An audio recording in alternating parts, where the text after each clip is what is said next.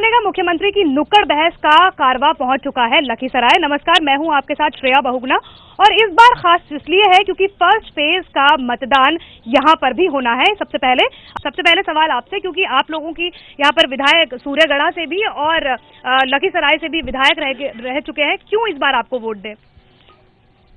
विधानसभा क्षेत्र में हमारे दोनों विधायक की उपस्थिति रही और जो विधानसभा में जो काम होना चाहिए वो सारे काम जो है सो यहाँ की जनता के लिए दिन रात लग करके मेहनत करके विधायक ने काम किया है, इसलिए यहाँ की जनता भी उन्हें पसंद करती है और उन्हें ही वोट देगी। ठीक है, सीपीआईएम और सीपीआई मेरे साथ इस वक्त मौजूद हैं। सबसे पहले आपसे बात करें, सूर्यगढ़ा जो है वो नक्सली एरिया कहा जाता है, क्या लगता है वहाँ पर आप लोगों की इस बार जो भागीदारी है वो बढ़ेगी?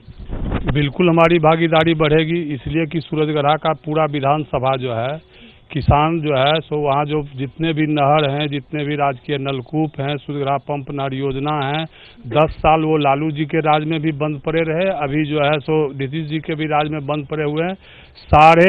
13,500 एकड़ में लगी हुई धान का फसल सूख रहा है। 6,500 टाल का मैनमा टाल का इलाका जो है सो ये दोनों राज्य में बंजर हो गया है।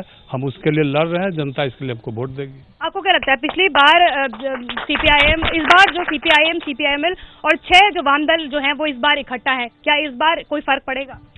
फर्क तो पड़ेगा, सरकार हम बनाने वाले हैं और हमारी सरकार बनेगा वाम मोर्चा का, इसको कोई रोक नहीं सकता। आरटीडी इस वक्त मेरे साथ मौजूद है, आपसे बात करें तो आपको जनता क्यों वोट दे? जनता लालू जी के रीजन में जो है हमारा विकास जो हुआ है, बिहार का जो विकास हुआ है वो आज तक किसी के रीजन में नहीं हुआ है। और विकास लोग कहते हैं कि विकास नहीं हुआ, लेकिन सारे लोग जान रहे हैं कि गरीब गुरुओं का जो है विकास हुआ है, बेजुबानों को जो है जुबान मिला है, आज़ादी मिला है। सबसे बड़ी चीज़ होती है जिंदगी में, सबसे बड़ी चीज़ होती है आज़ादी, जो कि हमारे बिहार वासियों को, गरीब गुरुओं को, पिछड़ा, दलित, अल्पसंख्यक, शोषित, पीड़ित लोगों को आज़ादी मिली है, जिसने कि आपको लालू जी ने हमारे मतलब जो है आज़ादी दिलाई है। ठीक है, जेडीयू इस वक्त मेरे साथ मौजूद है, आपसे बात करें तो अगर आपके पास विकास का मॉडल है तो लोगों की शिकायत ये भी है कि फिर अगर विकास के मॉडल के साथ साथ आपको जंगल राज की क्यों जरूरत पड़ी? नहीं, ये जंगल राज की बात वही लोग उठा रहे हैं जिनके पास और कोई मुद्दा नहीं है। लेकिन मैं आपको बता दूं श्रेया जी कि पिछले 10 वर्षों में ये बिहार के माननीय पथ निर्माण मंत्री ललन बाबू का कर्म क्षेत्र रहा लखीसराय जिला, और नीतीश जी के नेतृत्व में जो विकास लखीसराय जिले में हुआ है वो विकास पहले के 40 सालों में नहीं हुआ है। उसका आपके सामने उदाहरण है, आप पता कर सकते हैं। जो यहाँ का सबसे पिछड़ा इलाका था दियाड़ा का, उस पर 2 पुल बन के तैयार है और तीसरा पुल पर। के बारे में बात करें, कांग्रेस साहब मेरे पास मौजूद है। आप लोग 40 सीटों पर लड़ रहे हैं, कितना खुद को पाते हैं कि 40 में से कितनी सीटें जीत रहे हैं आप? मैं श्रेया जी मैं बता दूं, 40 में से हम 35 सीट जीतने जा रहे हैं। और दूसरी तरफ मैं ये बता देना चाहता हूं कि इस जिले में 2 विधायक हमारे हुए हैं भाजपा के। जनता लखीसराय और सूरजगढ़ा विधानसभा की आपके सामने गवाह के रूप में बैठी हुई खड़ी है। आप इनसे पूछे कि दोनों विधायकों ने लखीसराय के इंफ्रास्ट्रक्चर के लिए क्या किया है। ठीक है, इससे पहले कि किसी और से पूछा जाए, निर्दलीय आप इस बार चुनाव लड़ रहे हैं, क्या शिकायत है आपकी बीजेपी से और जेडीयू महागठबंधन से? हमें किन्हीं से कोई शिकायत नहीं है मैडम। कौन बनेगा मुख्यमंत्री से ज्यादा जरूरत है कि सूरजगढ़ा का विकास कौन करेगा।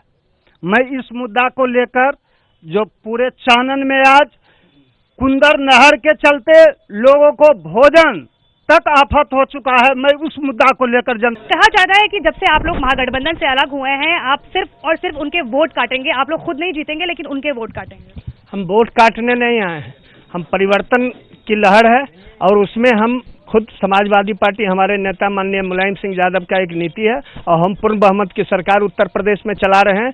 हम लखीसराय के दोनों विधायक और यहाँ हर पार्टी के विधायक रह चुके हैं, लेकिन ये समाजवादियों की धरती है, ये शहीद रामेश्वर यादव कपिल्ले बाबू की धरती है। यहाँ इस बार परिवर्तन होगा, दोनों सीट पर हम समाजवादी पार्टी। आप भी एसपी से उम्मीदवार हैं, क्या लगता है आपको कि अपनी जीत किस तरह पक्की मान रहे हैं आप? हम अपनी जीत को पक्की मान रहे हैं, इसलिए कि लखीसराय की जनता जो है, जितने भी अभी तक आए हैं नेता, जीत कर करके बोलते कुछ हैं, करते कुछ हैं और अपना मन में आता है उसी तरह से काम कर रहे हैं। विकास कोई भी नहीं हो रहा है, सौंदर्य करने का विकास, स्टेडियम का विकास, अच्छे अच्छे लड़के हैं जो कि जाकर के नेशनल में अपना दे सकते हैं टेस्ट। ठीक है, जनता बेहद मौजूद है, किससे सवाल है आपका? मेरा सवाल तमाम राजनीतिक पार्टियों से है कि यहाँ की जनता की जो बुनियादी जरूरत है शिक्षा और स्वास्थ्य, इसमें अभी तक कोई सुधार नहीं हुआ है। ये लोग अपने बच्चे को सीबीएसई बोर्ड, आईसीआईसी बोर्ड में पढ़ाते हैं और यहाँ के गरीब जनता को सरकारी स्कूल में भेजने के लिए मजबूर करते हैं, वहाँ शिक्षक उपलब्ध नहीं है। और दूसरी है स्वास्थ्य की बात। ये लोगों से पूछिए कभी अपना इलाज कभी किसी सरकारी अस्पताल में करवाए हैं, वहाँ बुनियादी दवाएं भी उपलब्ध नहीं है। किससे पूछना चाहेंगे? सभी लोगों से पूछिए जो लोग बीजेपी, आप लोगों के 2 विधायक रहे हैं यहाँ से, सूर्यगढ़ा भी और लखीसराय भी, क्यों स्वास्थ्य और शिक्षा की व्यवस्था अच्छी नहीं हो पाई है?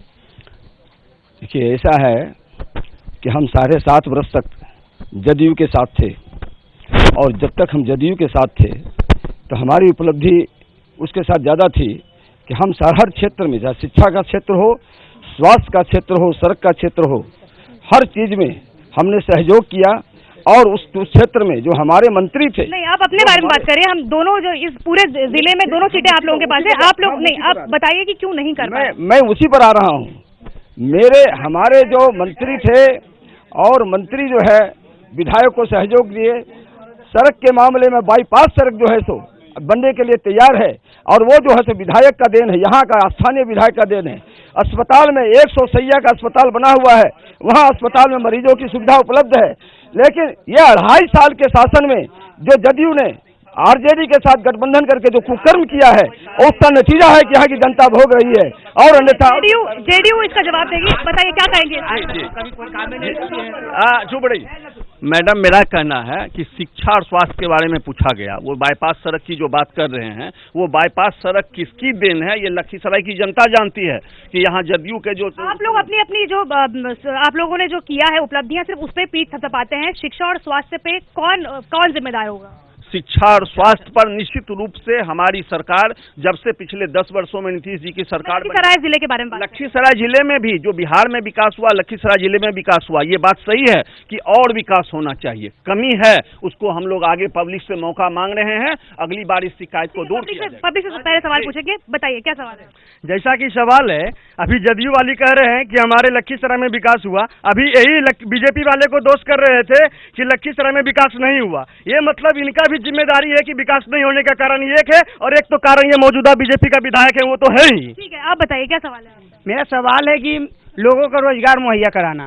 रोजगार रहेगा तो प्राइवेट हॉस्पिटल में भी इलाज हो सकता है, बढ़िया कॉलेज में भी पढ़ाई के बारे में बात की आपने। आपका सवाल? ठीक है, एक मिनट। यहाँ की बुनियादी समस्या है, अब बहुत दिनों से यहाँ की जनता की मांग है और ग्रामीण क्षेत्र की जनता की मांग है कि यहाँ से क्यूल जाने के लिए हमें 7 किलोमीटर का दूरी तय करना पड़ता है। यहाँ कई विधायक आए। बाईपास काम नहीं आता है? बाईपास नहीं, बाईपास पश्चिम में पड़ता है। चार जाने के लिए हमको चाहिए नदी में पुल, ताकि क्यूल जाने में हम 5 मिनट में पहुंच सकते हैं। पहले रोजगार के बारे में बात करें। आप लोगों की सरकार केंद्र में 10 साल रही है। आप लोगों ने बिहार के लिए कभी कुछ क्यों नहीं किया? क्योंकि बिहार की जनता पलायन के लिए जानी जाती है, पलायन करती है रोजगार के लिए। देखिए मैडम, हमारे मुख्यमंत्री जो हमारे गठबंधन के नेता हैं नीतीश कुमार, इन्होंने हमेशा से मांग उठाई है कि स्पेशल दर्जा बिहार को दिया जाए। आज 17 महीने से मोदी की सरकार स्थापित है केंद्र में। चुनाव में जुमलेबाजी, अभी चुनाव के जो उन्होंने वादा किया था, अभी जुमलेबाजी करके अपनी बात को टाल देते हैं। और जहां तक 10 साल यूपीए गवर्नमेंट की बात है, हमारे मनमोहन सिंह ने देश को खाद्य की सुरक्षा दिया, रोजगार की गारंटी दी, सड़क दिया, पानी दिया। बिहार में सारी मूलभूत आप लोग इनकी बातों से सहमत है क्या? सुनेंगे इस बात। शिक्षा में तो केंद्र सरकार भी बजट कम कर दिया और नीतीश जी भी बजट कर दिए। 30,000 के मास्टर के जगह पर 5,000 का मास्टर बहाल करेगा, तो शिक्षा में विकास कहाँ से होगा? यहाँ पर आप देख सकते हैं कि जितने भी विधायक हैं वो सब अपनी पीठ थपथपा रहे हैं कि उन्होंने काम किया या वो काम कर सकते हैं। लेकिन सवाल ये है कि शिक्षा, स्वास्थ्य, रोजगार की समस्याएं यहाँ पर मुबाएं खड़ी हैं और कोई भी सरकार और कोई भी विधायक वो काम नहीं कर पाया है। लेकिन फिलहाल ये देखना होगा कि 12 अक्टूबर को जब यहाँ पर मतदान होंगे तो उसके बाद कौन अपना यहाँ पर झंडा गाड़ सकेगा।